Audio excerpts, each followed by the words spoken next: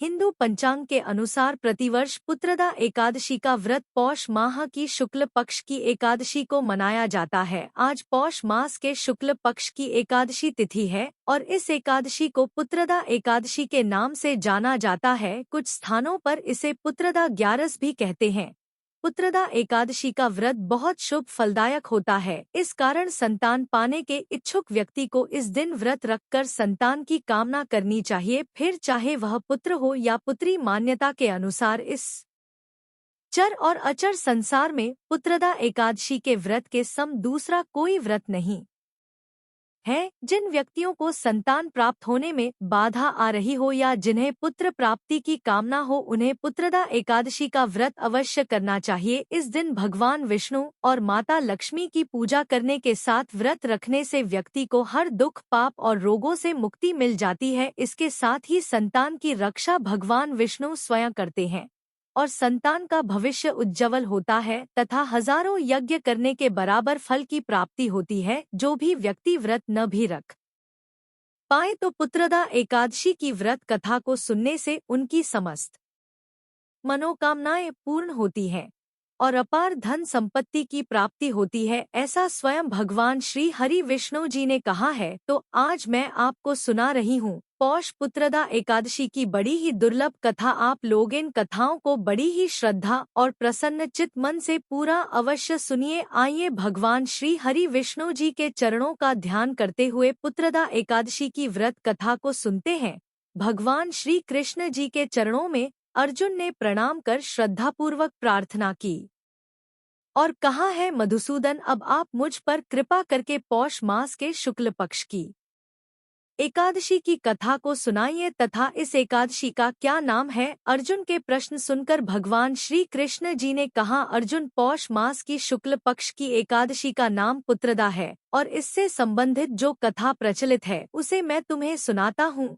श्रद्धापूर्वक इसका श्रवण करो। भगवान श्री कृष्ण बोले हैं, अर्जुन, प्राचीन समय में भद्रावती नगरी में सुकेतु मान नाम का एक राजा राज्य करता था। उसके कोई संतान नहीं थी तथा उसकी पत्नी का नाम शेव्या था। उस पुत्रहीन राजा के मन में इस बात की बड़ी चिंता थी कि उसके बाद उसे और उसके पूर्वजों को कौन पिंड दान देगा। उसके पितरी भी व्यथित हो पिंड लेते थे कि सुकेतु मान के बाद हमें कौन पिंड देगा। इधर राजा भी बंधु बांधव, राज्य, हाथी, घोड़ा आदि से संतुष्ट नहीं था। उसका एकमात्र कारण पुत्रहीन होना था। बिना पुत्र के पितरों और देवताओं से उर्ण नहीं हो सकते। इस तरह राजा रात दिन इसी चिंता में घुला करता था। चिंता के कारण एक दिन वह इतना दुखी हो गया कि उसके मन में अपने शरीर को त्याग देने की इच्छा उत्पन्न हो गई, किंतु वह सोचने लगा कि आत्महत्या करना तो महापाप है। अत उसने इस विचार को मन से निकाल दिया। एक दिन इन्हीं विचारों में डूबा हुआ वह घोड़े पर सवार होकर वन को चल दिया। घोड़े पर सवार राजा वन में पक्षियों और वृक्षों को देखने लगा। उसने वन में देखा कि मृगा, बाघ, सिंह, बंदर आदि विचरण कर रहे हैं। हाथी शिशुओं और हाथियों के बीच में विचर रहा है। उस वन में राजा ने देखा कि कहीं तो सियार कर्कश शब्द निकाल रहे हैं और कहीं मोर अपने परिवार के साथ नाच रहे हैं।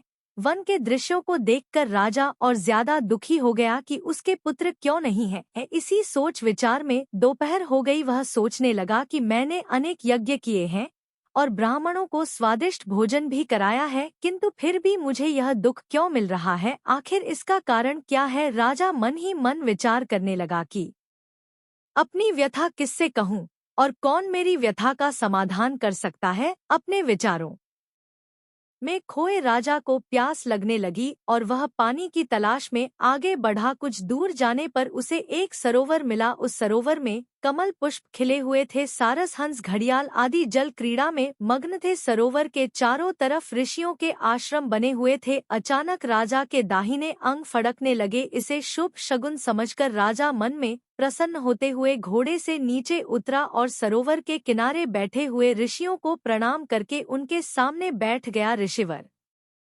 बोले, हे राजन, हम तुमसे अति प्रसन्न है। तुम्हारी जो इच्छा है वह हमसे कहो। राजा ने प्रश्न किया, हे विप्रो, आप कौन हैं और किस लिए यह रह रहे हैं। राजा की बात सुनकर ऋषिगण बोले, राजन, आज पुत्र की इच्छा करने वाले को श्रेष्ठ पुत्र प्रदान करने वाली पुत्रदा एकादशी है। आज से 5 दिन बाद माघ स्नान है और हम सब इस सरोवर में स्नान करने आए हैं। ऋषियों की बात सुनकर राजा ने कहा है, मुनियों, मेरे भी कोई पुत्र नहीं है। यदि आप मुझ पर प्रसन्न है तो कृपा कर मुझे एक पुत्र का वरदान दीजिए। ऋषि बोले, हे राजन, आज पुत्रदा एकादशी है, आप इसका उपवास करें। भगवान श्री हरि की अनुकंपा से आपके घर अवश्य ही पुत्र होगा। राजा ने मुनि के वचनों के अनुसार उस दिन उपवास किया और द्वादशी को व्रत का पारण किया तथा ऋषियों को प्रणाम करके वापस अपनी नगरी आ गया। भगवान श्री हरि की कृपा से कुछ दिनों बाद ही रानी ने गर्भ धारण किया और 9 माह के पश्चात उसके एक तेजस्वी पुत्र उत्पन्न हुआ। यह राजकुमार बड़ा होने पर अत्यंत वीर, धनवान, यशस्वी और प्रजापालक बना। भगवान श्री कृष्ण जी कहते हैं, हे पांडव नंदन, पुत्र की प्राप्ति के लिए पुत्रदा एकादशी का उपवास करना चाहिए। पुत्र प्राप्ति के लिए इससे बढ़कर दूसरा कोई व्रत नहीं है। जो कोई व्यक्ति पुत्रदा एकादशी के महात्म को पढ़ता व श्रवण करता है तथा विधि अनुसार इसका उपवास करता है, उसे सगुण संपन्न पुत्र रत्न की प्राप्ति होती है और भगवान श्री हरि की अनुकंपा से वह मनुष्य मोक्ष को प्राप्त करता है। भगवान श्री कृष्ण जी कहते हैं, हे अर्जुन, पुत्र का ना होना बड़ा ही दुर्भाग्यपूर्ण है और उससे भी दुर्भाग्यपूर्ण है पुत्र का कुपुत्र होना। अतः सर्वगुण संपन्न और सुपुत्र पाना बड़ा ही दुर्लभ है। ऐसा पुत्र उन्हें ही प्राप्त होता है जिन्हें साधु जनों का आशीर्वाद प्राप्त होता था, जिनके मन में भगवान की भक्ति हो। इस कलयुग में सुयोग्य पुत्र प्राप्ति का श्रेष्ठ साधन पुत्रदा एकादशी का व्रत ही है। इसके बाद अर्जुन से भगवान श्री कृष्ण जी कहते हैं, हे अर्जुन, अब मैं तुम्हें पुत्रदा एकादशी के महात्म को बताता हूँ। इस उपवास में भगवान श्री हरि और माता लक्ष्मी की पूजा करनी चाहिए। संसार में पुत्रदा एकादशी उपवास के समान अन्य दूसरा व्रत नहीं है। इससे प्राणी तपस्वी, विद्वान और धनवान बनता है। इस दिन भगवान को तुलसी मिश्रित जल अवश्य अर्पित करें तथा तुलसी पूजन अवश्य करें। इस एकादशी के दिन रात्रि जागरण करें और रात में भगवान विष्णु की प्रतिमा के समीप ही भूमि पर शयन करना चाहिए तथा गाय और बछड़े की पूजा भी अवश्य करें। तो यह देखकर करने वाले मनुष्यों की सभी मनोकामनाएं की बुराई करने लगे। भाभी ने लालच में आकर अपनी बेटी के दहेज में भी जिसे सुनने मात्र से सभी मनोकामनाएं दिए थे। जब बेटी अपने ससुराल पहुंची तो वहां पर भी अपूर्व सुंदरी थी। बुराई की हुई भाभी गुस्से के मारे भगवान नारायण के साथ को नहीं बुलाती। उन्होंने नारायण पर्वत की घाटी में स्थित बद्री वन में घोर तपस्या की। बहन को बुलाती नहीं। तपस्या करने के उपरांत ब्रह्मा जी ने मिलकर आऊं यह सोचकर उसने अपनी दर्शन दिया से और वर मांगने को कहा। तुलसी जी ने कहा, ले जाने की बात कही तो भाभी ने थैले में ज्वार भरकर कह दिया कि यह मन की बात जानते हैं, तुम यही लेकर जाओ। तब भाई बहुत से बताती मन से अपनी बहन के पास चल दिया। रास्ते में नारायण मुझे पति रूप में मिले। ब्रह्मा जी ने कहा, तुम्हारा ज्वार कैसे लेकर जा मिलेगा है। अपने यही सोचकर मैं इसी अपराध के कारण तुम्हें श्राप मिला है। ज्वार का प्रकार भगवान श्री नारायण के सामने पलट दिया। दानव कुल में जन्म लेने का श्राप मिला है। तब दानव कुल में जन्म लेने के बाद भी भाई से नारायण का अंश विद्यमान रहेगा। सामने यह इस जन्म मोती और सोना क्यों डाल रहे हो, इसे तो घास डालनी के लिए संपूर्ण नारायण तो नहीं मिलेंगे। लेकिन नारायण रह गया। फिर भाई ने ग्वाले को सारी बात बताई और धन लेकर खुशी से अपनी बहन के घर चल दिया। दोनों भाई बहन एक दूसरे को देखकर बहुत सर्वदा के लिए तुम्हारे पति हो जाएंगे। माता से सच्चे मन से प्रार्थना किया क्योंकि मानव कुल में जन्म होने के कारण और उस माया माता की कृपा से उनके घर में सी बद्री वन में ही रहने लगी। नारायण भंडार भर जाए। दानव दिनों के बाद जलंधर के नाम से पैदा हुआ मन बदल दिनों बाद वह भ्रमण करता हुआ बद्री वन में को बहुत यहाँ सम्मान देने लगी और अब वह भी सच्चे मन से मंत्र मुग्ध हो गया। सेवा करने लगी। उसने अपने विवाह से उनके घर में इतने सुख समृद्धि के भंडार भर गए। ब्रह्मा जी आ गए और कला क्लेश नहीं होता था। जलंधर को देखो से रहने लगे। उसका स्वरूप है तुलसी माता की जय। जन्म लेने के बाद भी लगता है जैसे इसके शरीर में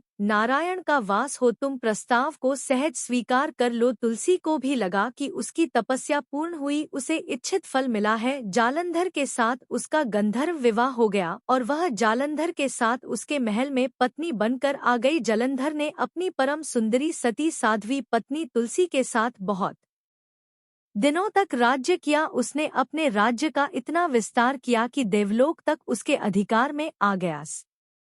वर्ग का सुख भोगने वाले देवताओं की दशा भिखारियों जैसी हो गई। जलंधर किसी को कष्ट नहीं देता था, पर अधिकार और राज्य छिन जाने से सारे देवता मिलकर ब्रह्मा, विष्णु और शिवजी की सभा में गए तथा अपनी विपत्ति सुनाई। ब्रह्मा जी ने कहा, तुलसी परम साध्वी है, उसका विवाह जलंधर से मैंने ही कराया था। जलंधर को तब तक नहीं हराया या मारा जा सकता जब तक तुलसी को ना छला जाए। भगवान श्री हरि विष्णु जी ने कहा, जलंधर पूर्व जन्म में मेरा पार्षद था, श्राप के कारण उसे दैत्य कुल में जन्म लेना पड़ा। इस जन्म में भी मेरा अंश उसमें व्याप्त है। साथ ही तुलसी के पतिव्रत धर्म से वह अजय है। फिर देवताओं की सहमति से भगवान शिव ने जलंधर के पास संदेश भेजा कि या तो वह देवताओं को राज्य लौटा दे या फिर उनसे युद्ध करे। जलंधर भगवान शंकर के पास पहुंचा। उसने कहा, देवा आदि देव, आपके लिए देवताओं का पक्ष लेना उचित नहीं है। राज्य बढ़ाना हर राजा का कर्तव्य है। मैं किसी को दुखी नहीं कर रहा हूँ। देवताओं से कहिए कि वे मेरी प्रजा बनकर रहे। मैंने आपका कोई भी अपमान नहीं किया है।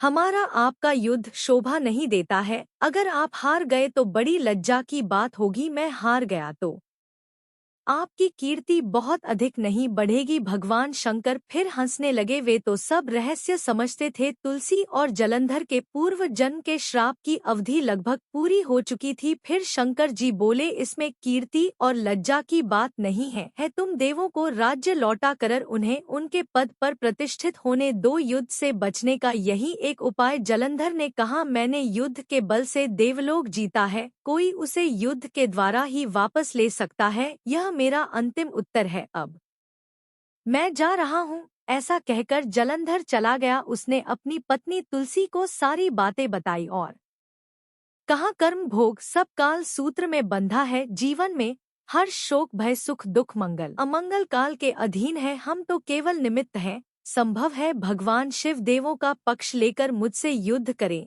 तुम चिंता मत करना, तुम्हारा सती तेज मेरी रक्षा करेगा। दूसरे दिन भगवान शंकर के नेतृत्व में देवताओं ने युद्ध छेड़ दिया। जलंधर ने भीषण बाणों की वर्षा कर उनका वेग रोका। उसके प्रहार से देवता डगमगाने लगे। उसने दानवी शक्ति का प्रयोग कर मायावी युद्ध आरंभ किया। युद्धस्थल पर वह किसी को भी दिखाई नहीं देता था, पर उसके अस्त्र शस्त्र प्रहार कर देवों को घायल कर रहे थे। देवगण अपने अस्त्र चलाएं तो किस पर चलाएं, क्योंकि कोई शत्रु सामने था ही नहीं। कई दिनों तक इस तरह भयंकर युद्ध चला और जलंधर पराजित नहीं हुआ। तब शिव जी ने विष्णु से कहा, विष्णु कुछ तो उपाय करो, अन्यथा मेरा तो सारा यश मिट्टी में मिल जाएगा। विष्णु जी ने सोचा, बल से तो जलंधर को हराया नहीं जा सकता, इसलिए छल का सहारा लेना ही पड़ेगा। उन्होंने तुरंत अपना स्वरूप जलंधर जैसा बनाया और अस्त्र शस्त्र से सुसज्जित हो तुलसी जी के पास पहुंच गए और बोले, प्रिय में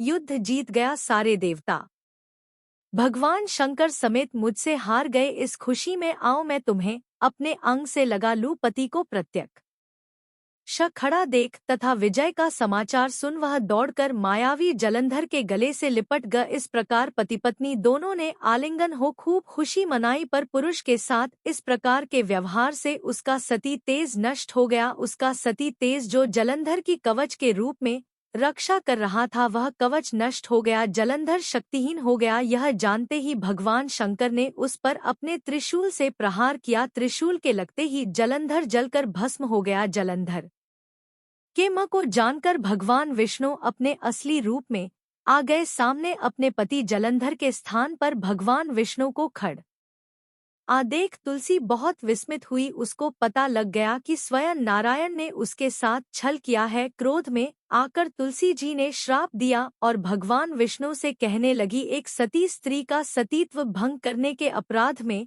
तुम हृदयहीन पत्थर हो जाओ। विष्णु जी ने तुलसी के श्राप को शिरोधार्य कर कहा है, देवी तुम्हारे तथा जलंधर के कल्याण के लिए मुझे ऐसा करना पड़ा। तुम दोनों को श्राप मुक्त करना था। तुम भी अब अपना शरीर त्याग कर तुलसी बिरवा के रूप में जन्म लोगी और मेरी पूजा तुलसी दल से होगी। मैं शालीग्राम पत्थर बनूंगा। मेरे शीश पर तुम आदर से विराजमान होगी, तुम्हारे पति की हड्डियों के चूर्ण से शंख की उत्पत्ति होगी, उस शंख ध्वनि से देव देवता तथा मेरी पूजा आराधना होगी, जहाँ शंख ध्वनि होगी वहाँ मंगल में मैं विराजमान रहूंगा। तुमने पूर्व जन्म में बद्री वन में मुझे पाने के लिए बड़ी तपस्या की थी, अब अगले जन्म में मैं नारायण के रूप में बद्रीनाथ वन में स्थापित होऊंगा और मेरी पूजा अर्चना फल फूल से ना होकर तुम्हारी तुलसी दल से होगी। मेरे शीश पर विराजमान होकर तुम मुझसे भी ऊंचा पद प्राप्त करोगी। बोलिए श्री लक्ष्मी नारायण भगवान की जय। अब आइए अंत में श्रवण करते घर में सुख समृद्धि बनाए रखने वाली माता लक्ष्मी की कथा। बनारस में एक बड़े धनवान सेठ रहते थे। वह विष्णु भगवान के परम भक्त थे और हमेशा सच बोला करते थे। एक बार जब भगवान सेठ जी की प्रशंसा कर रहे थे, तभी माँ लक्ष्मी ने कहा है, स्वामी आप इस सेठ की इतनी प्रशंसा किया करते हैं, क्यों न आज उसकी परी ली जाए और जाना जाए कि क्या वह सचमुच इसके लायक है या नहीं। भगवान बोले, ठीक है, अभी सेठ गहरी निद्रा में है, आप उसके स्वप्न में जाएं और उसकी परीक्षा ले ले। अगले ही क्षण सेठ जी को एक स्वप्न आया। स्वप्न में धन की देवी माता लक्ष्मी उनके सामने आई और बोली, है राजन, मैं धन की दात्री लक्ष्मी हूँ। सेठ जी को अपनी आंखों पर यकीन नहीं हुआ और वह बोले हैं, माता आपने साक्षात अपने दर्शन देकर मेरा जीवन धन्य कर दिया, बताइए मैं आपकी क्या सेवा कर सकता हूँ। देवी लक्ष्मी ने कहा, कुछ नहीं राजन, मैं तो बस इतना बताने आई हूँ कि मेरा स्वभाव चंचल है और वर्षों से तुम्हारे भवन में निवास करते करते मैं उब चुकी हूँ, इसलिए यहाँ से जा रही हूँ। सेठ जी बोले, मेरा आपसे निवेदन है कि आप यहीं रहे, किंतु अगर आपको यहाँ अच्छा नहीं लग रहा है तो मैं भला आपको कैसे रोक सकता हूँ। सेठ ने कहा है, माँ आप अपनी इच्छा अनुसार जहाँ चाहे जा सकती हैं। तत्पश्चात देवी लक्ष्मी उसके घर से चली गई। थोड़ी देर बाद माता लक्ष्मी रूप बदलकर पुनः सेठ के स्वप्न में यश के रूप में आई और बोली, सेठ मुझे पहचान रहे हो कि मैं कौन हूँ। सेठ ने कहा, नहीं महोदय, मैंने आपको नहीं पहचाना। यश ने बोला, मैं यश हूँ, मैं ही तेरी कीर्ति और प्रसिद्धि का कारण हूँ, लेकिन अब मैं तुम्हारे साथ नहीं रहना चाहता क्योंकि माँ लक्ष्मी यहाँ से चली गई है, इसलिए मेरा भी यहाँ कोई काम नहीं है। सेठ ने बोला, ठीक है, यदि आप भी जाना चाहते हैं तो वही सही। सेठ जी अभी भी स्वप्न में ही थे और उन्होंने देखा कि वह दरिद्र हो गए हैं और धीरे धीरे उनके सारे रिश्तेदार व मित्र सभी उनसे दूर हो गए हैं। यहाँ तक कि जो लोग उनका गुणगान किया करते थे वह भी अब बुराई करने लगे हैं। कुछ और समय बीतने पर माँ लक्ष्मी धर्म का रूप धारण कर पुनः सेठ के स्वप्न में आई और बोली है, सेठ मैं धर्म हूँ। माँ लक्ष्मी और यश के जाने के बाद मैं भी इस दरिद्रता में तुम्हारा साथ नहीं दे सकता, इसलिए मैं भी जा रहा हूँ। फिर सेठ ने कहा, जैसी आपकी इच्छा, सेठ ने उत्तर दिया और धर्म भी वहां से चला गया। कुछ और समय बीत जाने पर माँ लक्ष्मी सत्य के रूप में स्वप्न में प्रकट हुई और बोली है, सेठ मैं सत्य हूँ। लक्ष्मी, यश और धर्म के जाने के बाद अब मैं भी यहाँ से जाना चाहता हूँ। ऐसा सुनकर सेठ जी ने तुरंत सत्य के पांव पकड़ लिए और बोले, महाराज मैं आपको नहीं जाने दूंगा, भले ही सब मेरा साथ छोड़ दे, मुझे त्याग दे, पर कृपया आप ऐसा मत करिए। सत्य के बिना मैं एक क्षण नहीं रह सकता, यदि आप चले जाएंगे तो मैं तत्काल ही अपने प्राण त्याग दूंगा। सेठ की ऐसी बातें सुनकर सत्य ने कहा, लेकिन तुमने बाकी तीनों को बड़ी आसानी से जाने दिया, उन्हें क्यों नहीं रोका। सेठ जी बोले, मेरे लिए वे तीनों भी बहुत महत्व रखते हैं, लेकिन उन तीनों के बिना भी मैं भगवान के नाम का जाप करते करते उद्देश्य पूर्ण जीवन जी सकता हूँ, परंतु यदि आप चले गए तो मेरे जीवन में झूठ प्रवेश कर जाएगा और मेरी वाणी अशुद्ध हो जाएगी। भला ऐसी वाणी से मैं अपने भगवान की वंदना कैसे कर सकूंगा, मैं तो किसी भी कीमत पर आपके बिना नहीं रह सकता। सेठ जी का उत्तर सुन सत्य प्रसन्न हो गया और उसने कहा, तुम्हारी अटूट भक्ति ने मुझे यहाँ रोकने पर विवश कर दिया और अब मैं यहाँ से कभी नहीं जाऊंगा। ऐसा कहते हुए सत्य अंतर्ध्यान हो गया। सेठ जी अभी भी निद्रा में ही थे। थोड़ी देर बाद स्वप्न में धर्म वापस आया और बोला, मैं अब तुम्हारे पास ही रहूंगा क्योंकि यहाँ सत्य का निवास है। फिर क्या था, सेठ जी ने प्रसन्नता पूर्वक धर्म का स्वागत किया। उसके तुरंत बाद यश भी लौट आया और बोला, है सेठ, जहाँ सत्य और धर्म है वहाँ यश स्वतः ही आ जाता है, इसलिए अब मैं भी तुम्हारे साथ ही रहूंगा। सेठ जी ने यश की भी आव भगत की और अंत में माँ लक्ष्मी आई। उन्हें देखते ही सेठ जी नतमस्तक होकर बोले, हे देवी, क्या आप भी पुनः मुझ पर कृपा करेंगे? देवी लक्ष्मी ने कहा, अवश्य राजन, जहाँ सत्य धर्म और यश हो वहाँ मेरा वास निश्चित है। यह सुनते ही सेठ जी की नींद खुल गई। उन्हें यह सब स्वप्न लगा, परंतु वास्तविकता में वह एक कड़ी परीक्षा से उत्तीर्ण होकर निकले थे। हमें भी हमेशा याद रखना चाहिए कि जहाँ सत्य का निवास होता है वहाँ यश, धर्म और देवी लक्ष्मी का निवास स्वतः ही हो जाता है। सत्य है तो सिद्धि, प्रसिद्धि और समृद्धि है।